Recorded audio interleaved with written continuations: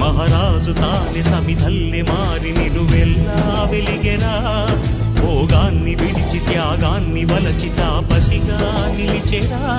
జనక్షేమమే తన సంకల్పముగా, తన ఊపిరి హోమజ్వాలలుగా, స్వర్గాన్నే శాసించెనురా, అమృతమును ఆహ్వానించెనురా.